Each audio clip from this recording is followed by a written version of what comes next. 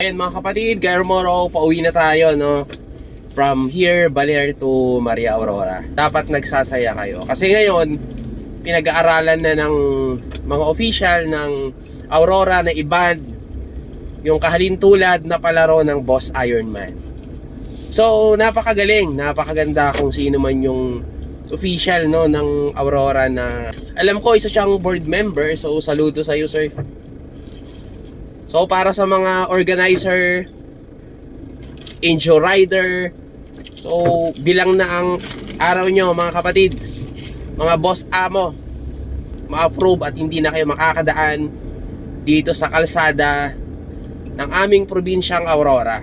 Kasi mga kapatid, mga boss, hindi kami papayag na dito nyo gawin yung ginawa nyo dun sa Zambales, kung hindi ako nagkakamali, na nanuntok, nanuhod, nanakal ang mga locals. So pag dito nyo gagawin mga boss amo, baka uuwi kayong may bukol. So hopefully suportahan natin itong panukala na to mga kapatid ng isang board member dito sa Aurora na i-ban yung mga kahalintulad na laro na motorcycle endurance.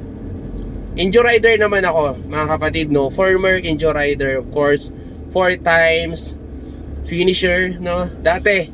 Pero wala hindi ko na inulit pa dahil nakakasakit tayo ng tao at malaki yung potential na masaktan din natin yung ating sarili.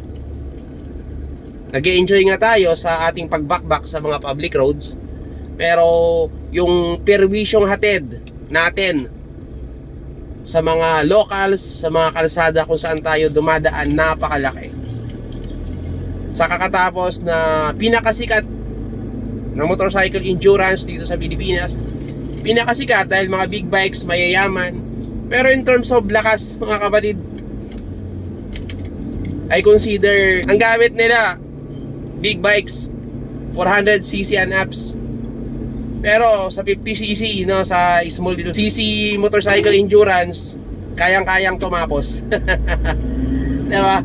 They are proud of it. Pero 1,250cc yung kanilang motor, 400cc mga kapatid.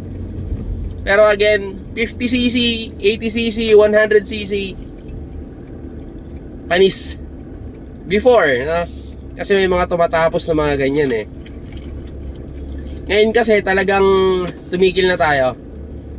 Unang-una, mahirap, madisgrasya, napakamahal ng ortho, napakamahal ng neuro, of course kasama dyan ang CT scan.